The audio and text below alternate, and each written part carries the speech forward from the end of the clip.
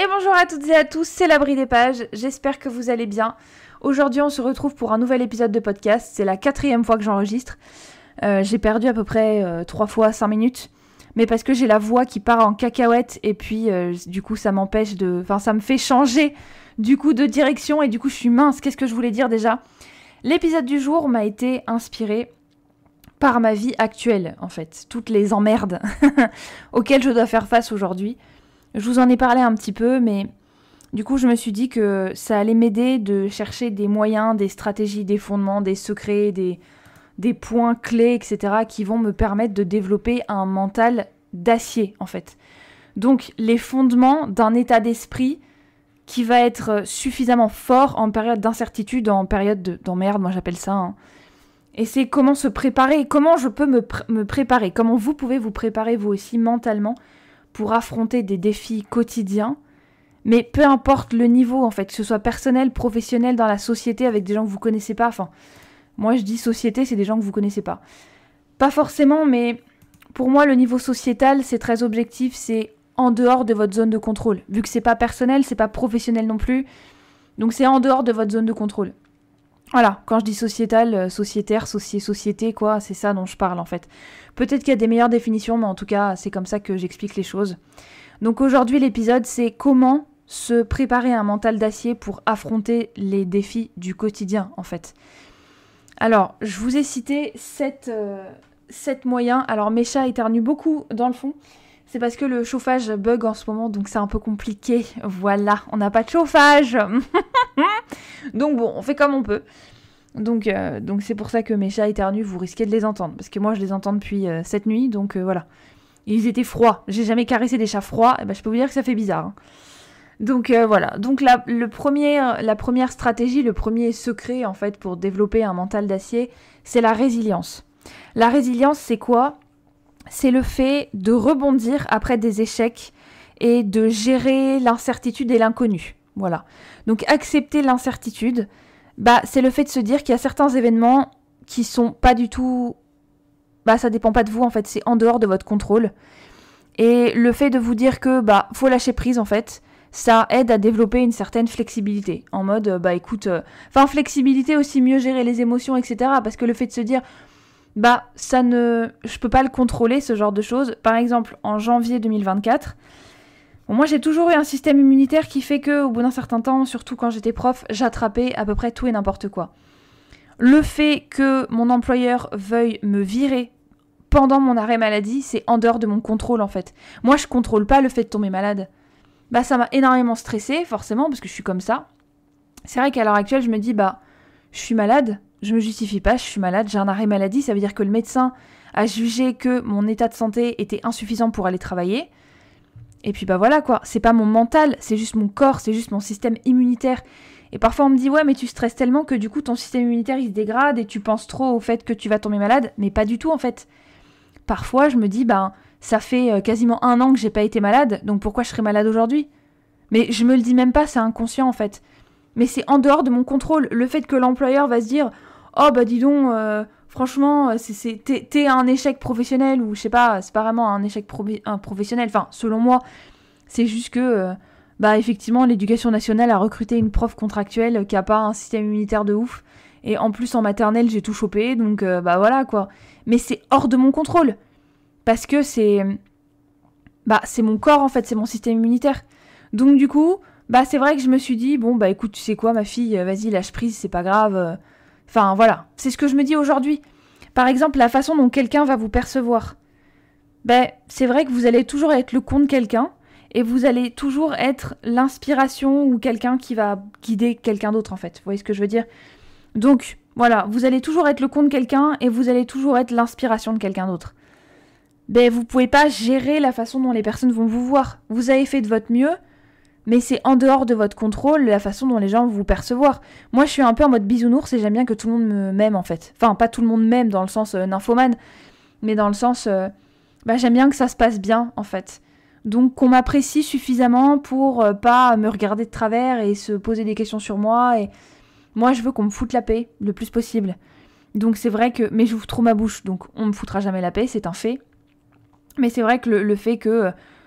tout le monde m'apprécie au moins un minimum, c'est mon côté bisounours, mais c'est pas moi qui vais contrôler la façon dont les gens vont me kiffer ou pas en fait.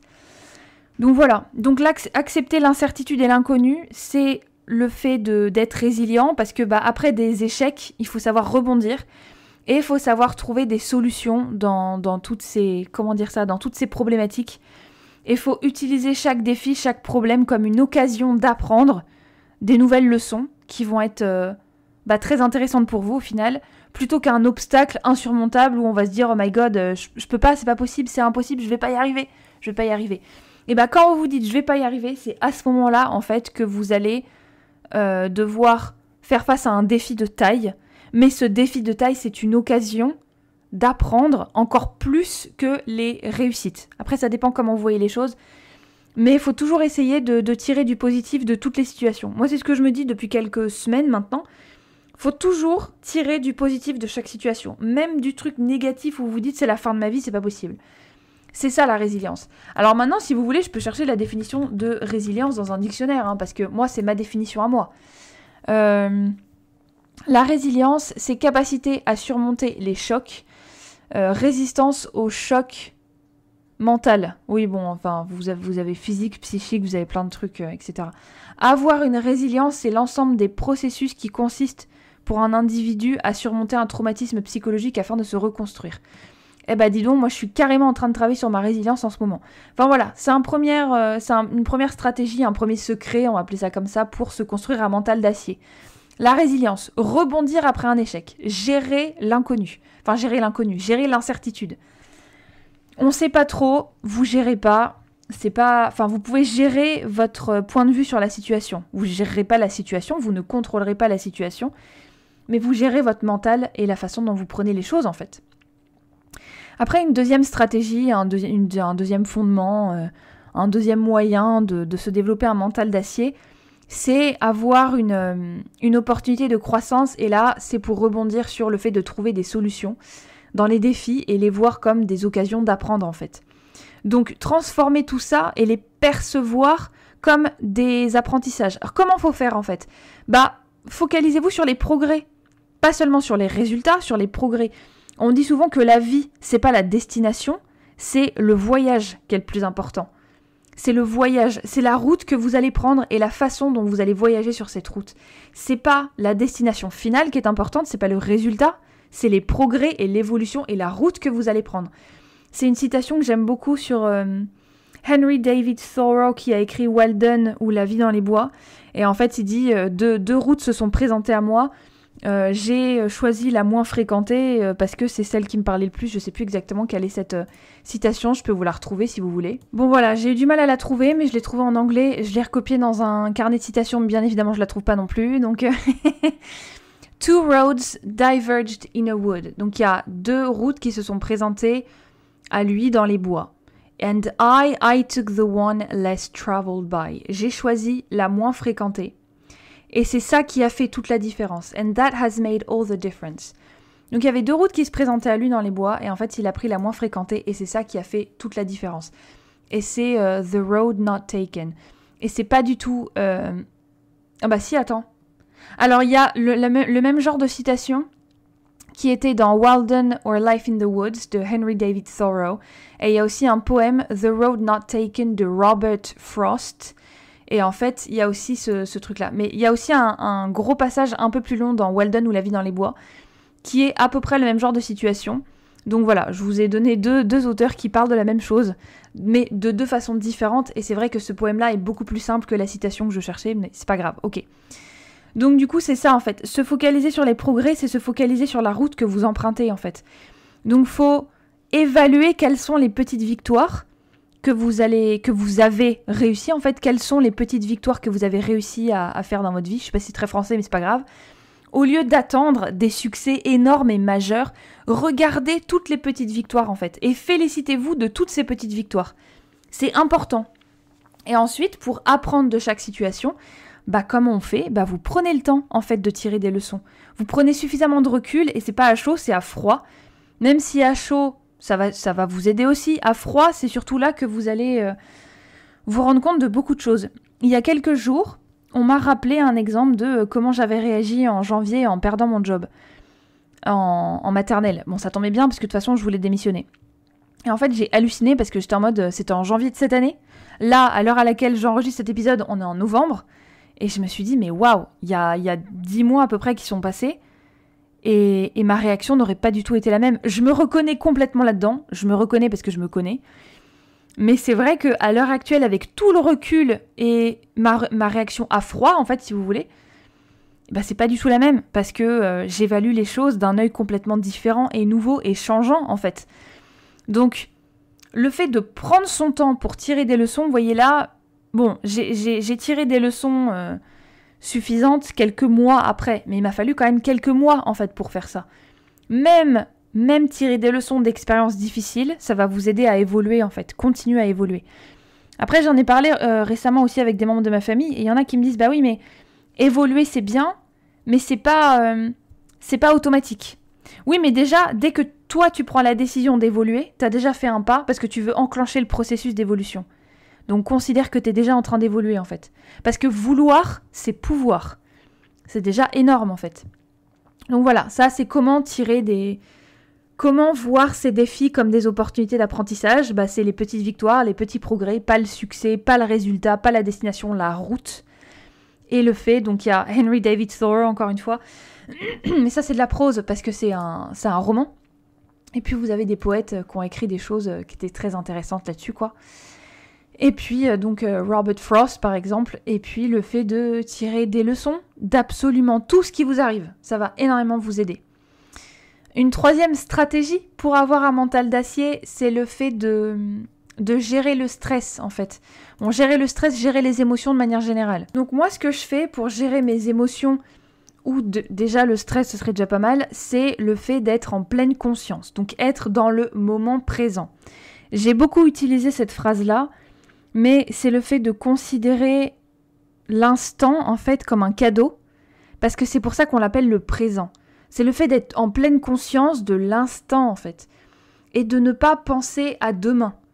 Et pour faire ça, pour se détacher, bon, il y a énormément de moyens, mais celles qui sont le plus préconisées par les psychologues, c'est la respiration. Donc en fait, c'est par exemple la cohérence cardiaque, ça c'est ma psy qui a utilisé ce terme-là. La cohérence cardiaque, donc vous pouvez inspirer pendant un certain nombre de secondes, vous bloquer, et ensuite vous expirez pendant un certain nombre de secondes. Il y a des niveaux à bulles qui existent. Après, il y a la méthode 4-7-8, il y a la méthode 4-4, il y a la méthode 12-12-12, enfin bref, il y a plein de méthodes, mais en fait ça, c'est adapté en fonction de vous, en fait. Moi, je sais que je peux pas inspirer pendant 5 secondes et expirer pendant 5 secondes. Je vais inspirer moins longtemps, donc je vais inspirer pendant 4 secondes, je vais bloquer pendant 5, 6, 7 secondes, et je vais expirer en une dizaine de secondes. Donc c'est pour ça la méthode 4-7-8, c'est celle qui me parle le plus. Après, vous avez 4-5, je l'ai déjà fait, inspirez pendant 4 secondes, pas besoin de bloquer, vous expirez pendant 5 secondes. C'est bien connu pour apaiser tout ce qui est système nerveux, stress, respiration un petit peu saccadée, cœur, etc. C'est pour ça qu'on appelle ça la cohérence cardiaque aussi. Ou respiration consciente, enfin bref, vous avez pas mal de termes qui signifient la même chose en fait. Comme d'habitude. Et le fait de faire ça, vous allez le faire à peu près 3 fois, et ça va vraiment, vous allez vraiment voir une différence en fait. Déjà, votre rythme cardiaque, il va se baisser, et puis voilà quoi. Ça, c'est des techniques pour être vraiment ancré dans l'instant présent. Après, vous avez la méditation. Même 5-10 minutes, ça peut faire une différence en fait, parce que mentalement, vous allez avoir une certaine clarté, si je peux dire ça comme ça. Et puis, vos émotions négatives, elles seront moins présentes. Alors attention, parce que moi, la méditation, je suis tellement overthinking, donc je réfléchis tellement trop, je pense tellement trop, que même en fermant les yeux pendant 10 minutes, bah, je vais juste penser à autre chose, en fait. Mais penser à mes problèmes, par exemple, penser à des choses qui se passent bien, penser à mes chats, les écouter se lécher les cojones, etc. Enfin, je vais pas forcément penser à rien, vous voyez. Après, vous avez par exemple l'encens, tirer les cartes, utiliser votre pendule, colorier. Enfin, vous avez plein de techniques. Ça, c'est les techniques qui sont le plus données par les psychologues parce que ce sont des techniques plus spirituelles, quoi. Après, vous avez aussi la prière. Vous avez le fait de brûler une bougie et de regarder la flamme et de penser à rien. Mais le fait de penser à rien, c'est vrai que c'est extrêmement compliqué. Mais c'est comme ça qu'on va mieux gérer ses émotions et le stress, en fait.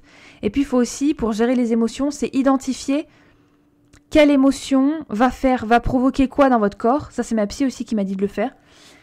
Vous allez avoir une situation qui va générer des pensées. Ces pensées vont générer des émotions mentales et physiques. Et tout ça, ça va générer comment dire ça, comment on dit déjà, comment ça s'appelle? Ça va générer une solution, des choses à effectuer. Alors attendez, mon carnet il est juste à côté de moi. Je vais le prendre. Ça va générer quoi? Ça va générer un comportement. Voilà, une situation va générer des pensées. Ces pensées vont générer des émotions et des choses physiques en fait. Donc dans votre corps, ça va provoquer des choses. Et tout ça, ça va provoquer un comportement que vous allez utiliser pour gérer la situation. Donc c'est un peu le serpent qui se mord la queue, quoi. Voilà. Et ça, c'est le processus, en fait, en psychologie qui va faire que, dans une situation donnée, donc moi, par exemple, les choses qui se passent, je pense que j'ai pas forcément besoin de redire tous les exemples. Si, un exemple qui est très parlant pour tout le monde, c'est le fait d'avoir un contrat, le contrat de mes rêves, et au final, je l'ai pas, ce contrat. Donc, forcément, cette situation-là, c'était l'ascenseur émotionnel. Ça a généré des pensées de tristesse surtout, en fait. Des pensées en mode, punaise, enfin, j'étais en colère, puis après, j'ai été triste, puis après, enfin, voilà. Et tout ça, c'est des émotions, en fait. Mais les pensées sont souvent très, très liées à mes émotions, en tout cas. Et dans mon corps, j'ai eu mal au ventre, j'ai eu des problèmes de transit, #liquide, voilà.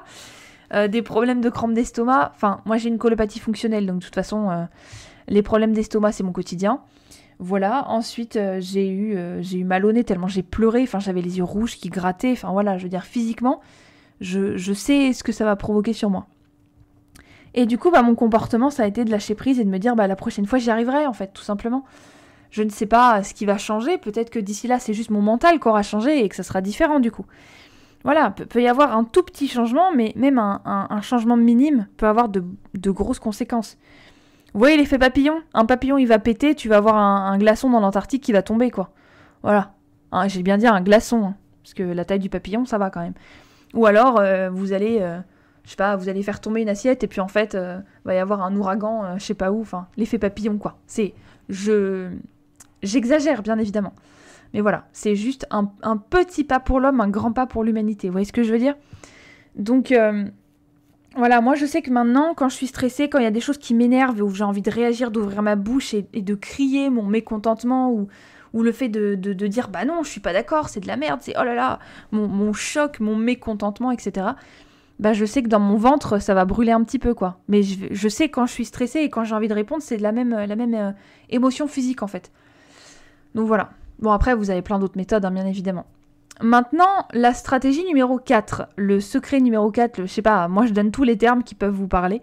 Un autre moyen de développer un mental d'acier, c'est le fait de regarder votre progression en établissant des objectifs. Donc pour progresser, faut se fixer des objectifs, et ça c'est purement professionnel, enfin selon moi, c'est se fixer des objectifs qui sont mesurables et atteignables. J'utilise ces termes-là parce que c'est les termes que j'ai vus en communication et marketing digital. Ça permet de rester motivé et de voir vraiment vos progrès et de voir même les petites victoires du quotidien. Donc, faut fractionner. Plutôt que de viser des changements radicaux de ouf, avancer par étapes. Par exemple, quand vous êtes au travail, pour des projets qui sont beaucoup plus gros, plus conséquents, c'est petit objectif par petit objectif. Et ça, c'est les méthodes agiles, par exemple. Enfin bon, il y a plein d'autres méthodes, je me souviens plus de tous les noms. Mais il y a des choses comme ça où vous allez diviser les projets en plusieurs parties. Mais ça, c'est dans la gestion de projet aussi que j'ai aussi étudié du coup. Mais je pense que je vais peut-être m'y consacrer plus amplement pour avoir vraiment un certificat parce que la gestion de projet, j'adore. Enfin bon, je pense que pour ceux qui me connaissent, vous comprenez pourquoi j'adore ça. Parce que je suis très perfectionniste et méthodique en même temps. Étape par étape. Ah oui, non, il y a un exemple personnel en fait pour le fait de fractionner des objectifs.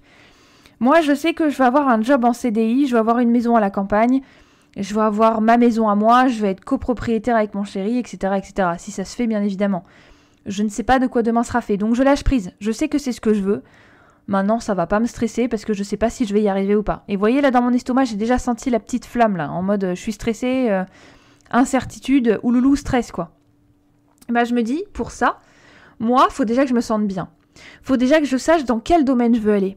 Faut déjà que je vois si je dois faire des études pour y arriver. Faut déjà, etc., etc., etc. Étape par étape.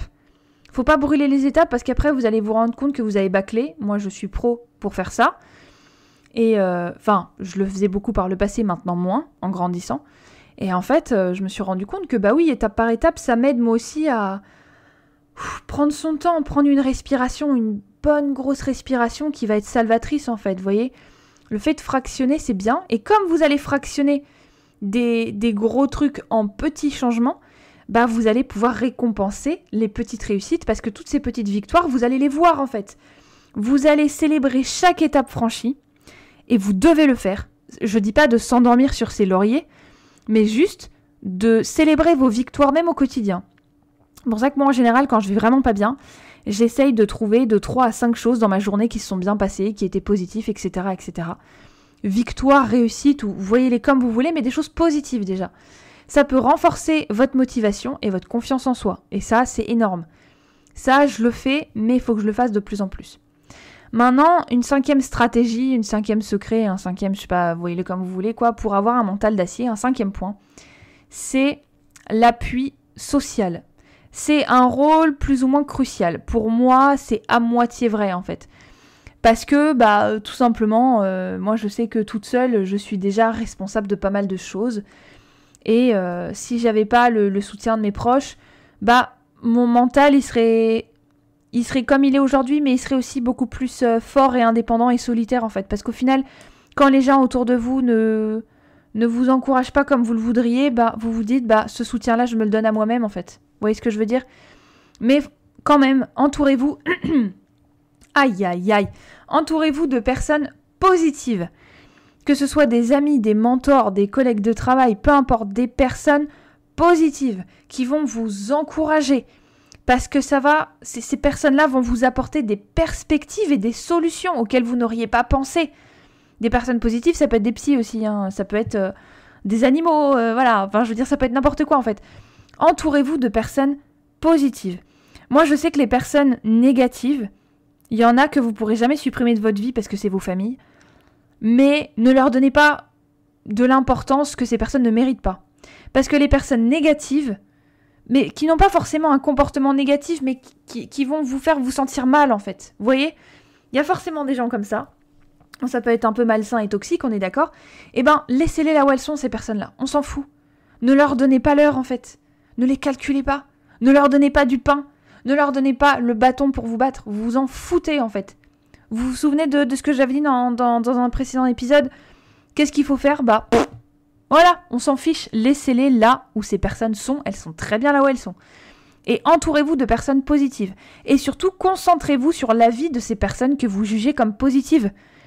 S'il y a des personnes négatives qui vous donnent leur avis, bah ok, vous prenez, mais... Enfin, vous écoutez, mais libre à vous de prendre ou de ne pas prendre, en fait. Vous voyez ce que je veux dire ?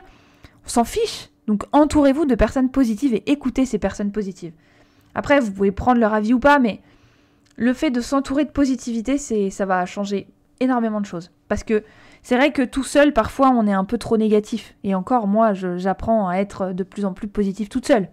Parce que je sais qu'il y a des personnes, à un moment donné, j'attends qu'elles me disent tel ou tel truc, et en fait, c'est pas du tout le cas.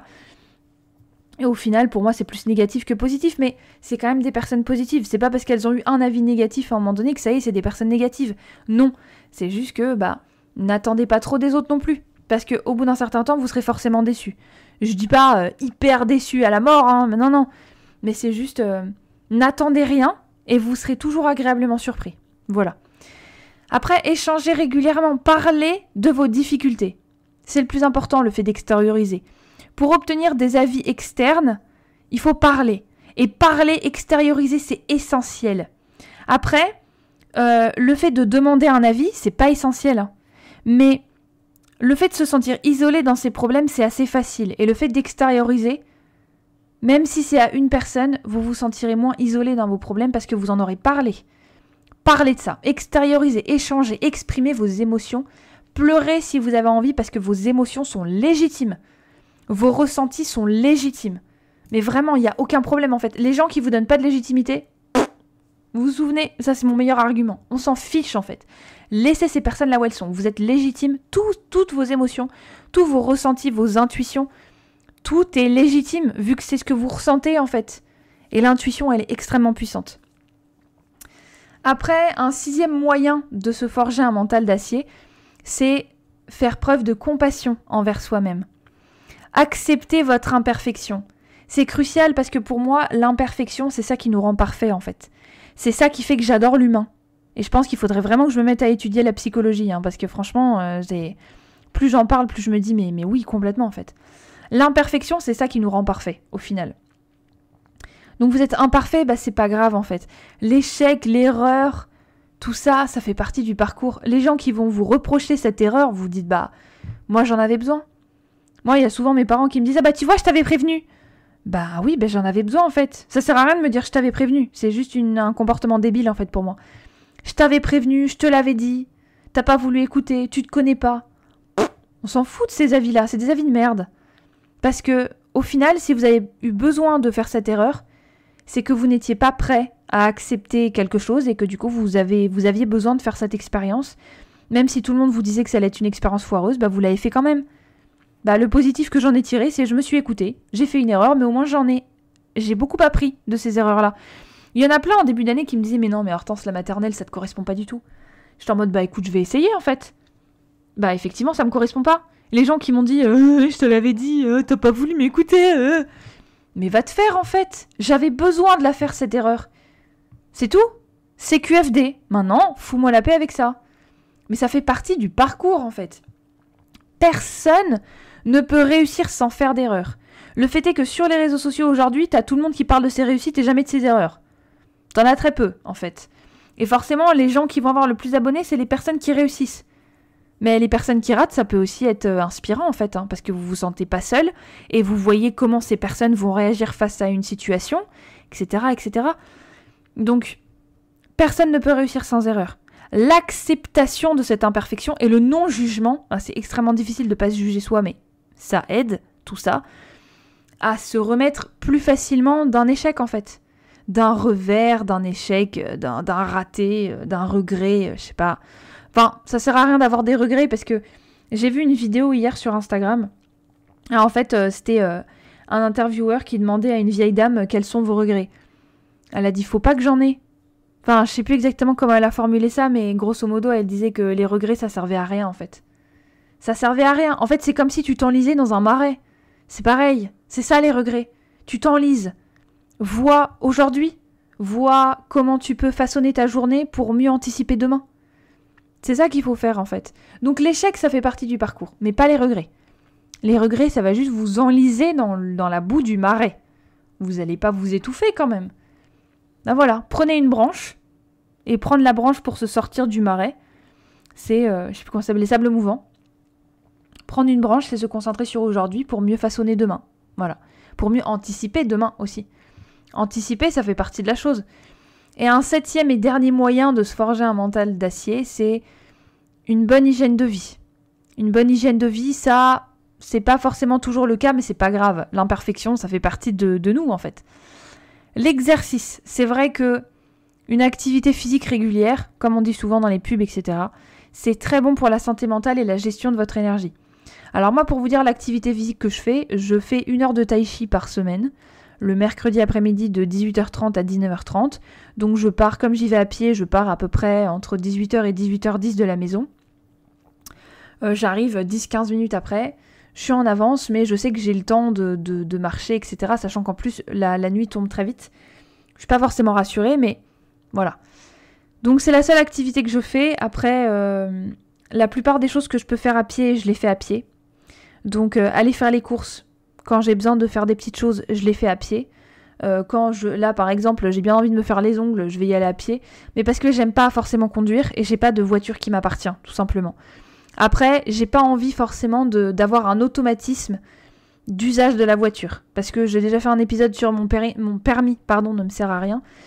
Parce qu'au niveau de mes valeurs, ça correspond pas trop en fait. Même une voiture électrique, ça correspond pas trop à l'usage que je veux en faire. Donc, le fait d'utiliser la voiture comme un automatisme, j'ai pas envie d'arriver là en fait. Je sais que je pourrais faire bien plus de choses, mais en même temps, je me contente de ce que j'ai aujourd'hui et je suis très heureuse comme ça. Donc tout ce que je peux faire à pied, je le fais à pied. Après, je fais pas forcément suffisamment d'exercice par rapport à ce que je faisais avant quand je vivais à Paris. Mais je sais que trouver son équilibre, quand vous changez de vie comme ça, moi j'ai changé de vie en 2020. En décembre 2020, j'ai quitté la région parisienne pour venir dans le Poitou-Charentes. Donc effectivement, ça a fait un choc des cultures, quoi. Mais j'ai adoré, parce que c'est ça que je voulais, en fait. Parce que Paris, c'est pas ma came, comme on dit. Mais vraiment pas. Donc du coup, c'est vrai que ce mode de vie, ça me correspond bien mieux. Après, le fait d'avoir une maison dans un village paumé, hyper rural, oui, c'est ça mon objectif, bien sûr. Mais je prendrais peut-être le vélo, je prendrais peut-être une trottinette, j'irai peut-être à pied, tout dépend où c'est en fait. Mais vous organisez votre vie différemment, tout simplement.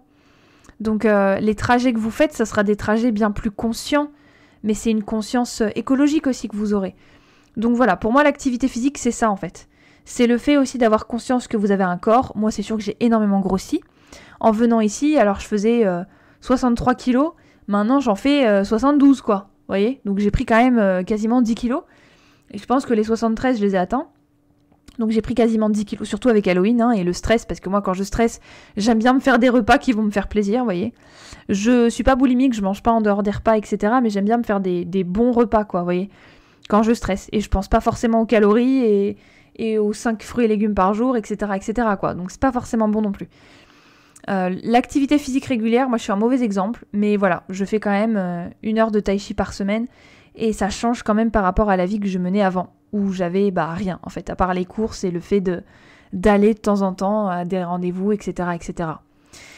Après, il y a aussi un sommeil de qualité, donc moi encore je suis un mauvais exemple, mais le fait de respecter des horaires de sommeil réguliers, c'est un esprit plus reposé et plus résistant. Voilà, au stress et à plein de choses. Alors c'est vrai que moi en général, j'adore lire un petit peu avant de dormir, et j'adore aussi regarder des vidéos ASMR. Mais c'est un fait aussi que ça fait pas mal de semaines déjà que j'arrive pas à m'endormir avant 3h30. Voilà. Il y a quelqu'un qui m'a dit, ma meilleure amie m'a dit que à 3h, c'était l'heure à laquelle le portail entre les vivants et les morts s'ouvrait, etc. C'est là que tu avais le plus de possibilités d'être dans un sommeil paradoxal, donc en gros d'avoir des hallucinations dans ton sommeil, quoi. Le fait de... Moi, ça m'arrive quasiment tout le temps. Le fait d'avoir des visites de fantômes, de je sais pas quoi exactement. Moi, je suis très spirituelle, donc je crois à tout ça. Mais c'est vrai que j'ai du mal à m'endormir, en fait. Enfin, je suis très fatiguée, je sombre très facilement, parce que je me lève pas trop tard non plus, mais pas trop tôt non plus, faut pas déconner. Mais c'est vrai que je me dis, j'ai du mal à m'endormir avant une certaine heure. Alors que pourtant, là, cette nuit, j'ai dormi largement moins que d'habitude. J'ai peut-être dormi 6 heures, quoi. En général, je dors 8 heures et puis c'est bien. Là, je sais que j'ai dormi 6 heures, peut-être que je serai crevée à partir d'une certaine heure, mais bon. C'est juste que le sommeil de qualité, ça dépend pas forcément que de vous, en fait. Ça dépend juste de la pleine lune, de votre sensibilité à ce qui vous entoure. Et inconsciemment, ça peut vous empêcher de dormir aussi. Donc, il y a plein de raisons qui font que le sommeil sera pas forcément de qualité. Mais le fait de respecter des horaires, c'est vrai que c'est bien. Donc, si vous n'êtes pas fatigué le soir avant 1h30, 2h du matin, comme moi, en général, même si je m'endors et que je me réveille à 4h du mat et que j'ai du mal à m'endormir, etc., essayez de vous lever plus tôt. Et essayez de vous... Comment on dit déjà ? C'est pas de vous regarder, c'est de vous analyser pour essayer de savoir de combien d'heures de sommeil vous avez besoin. Moi, je sais qu'il y a des gens qui ont besoin de 4 heures de sommeil. J'ai un ami qui est comme ça. Hein. Il a besoin de 4 heures de sommeil et il est reposé. Donc, analysez-vous et puis vous saurez de combien d'heures vous avez besoin. Parce que si vous avez besoin que de 4 heures, profitez-en, dormez plus tard si vous êtes un hibou, quoi. Un oiseau de nuit. Moi, je sais que je suis un oiseau de nuit. Parce que me coucher trop tôt, c'est clairement pas mon délire. J'ai l'impression d'être punie, en fait. Et le sommeil, pour moi, c'est aussi synonyme de mort. Je sais pas pourquoi, mais j'ai une de mes sœurs qui est comme ça aussi. Elle me dit que le sommeil, pour elle, c'est synonyme de mort. On a l'impression qu'on va crever en allant dormir trop tôt, en fait. Je sais pas si ça vous parle ou pas ce que je dis, mais... Enfin, bon, voilà. Quand, en intégrant toutes ces pratiques, tous ces moyens, ces 7 clés que je viens de vous donner aujourd'hui, eh bien, vous arriverez à renforcer vos capacités à gérer tous ces changements et ces défis, à vous préparer à agir et à réagir de manière positive et constructive face à toutes ces situations difficiles. Franchement, je trouve que je gère plutôt bien les façons dont je vous ai présenté ça aujourd'hui, les mots que j'ai utilisés, je me dis waouh, ok, ça sert quand même pas mal de préparer les épisodes et d'écrire des mots-clés parce que je me dis, si j'avais fait une totale impro, peut-être que j'aurais pas utilisé ces mots-là. et j'aurais parlé de façon bien plus vulgarisée. Je sais pas si ça aurait été très bien ou pas. Enfin bref. Voilà, c'est donc la fin de cet épisode. J'espère que cet épisode vous aura plu. N'hésitez pas à liker, vous abonner. C'est quoi déjà aussi? Commenter, donnez-moi votre avis. Allez débattre dans les commentaires, il n'y a aucun souci, j'adore ça. Donc likez, vous abonnez, commentez. Ah oui, et partagez. Et n'hésitez pas à me suivre sur Instagram. Et j'ai aussi une chaîne ASMR, si ça vous plaît, si ça vous parle. Bon, je poste 2 fois par mois. Enfin, en soi, je poste 4 vidéos par mois. C'est 2 réels et 2 vidéos, hein, concrètement. Parce que je veux consacrer plus de temps sur ma chaîne Booktube, sur laquelle je fais plus de contenu. Parce que faire trop de contenu un peu partout, ça va bâcler les contenus. Je veux faire des choses de qualité. Donc faire moins, mais plus qualitatif, ça me ressemble mieux, en fait. Voilà. Donc n'hésitez pas à aller me suivre sur ma chaîne ASMR aussi. Et puis mes mails et mes DM sont ouverts, donc n'hésitez pas. Et en attendant le prochain épisode, portez-vous bien!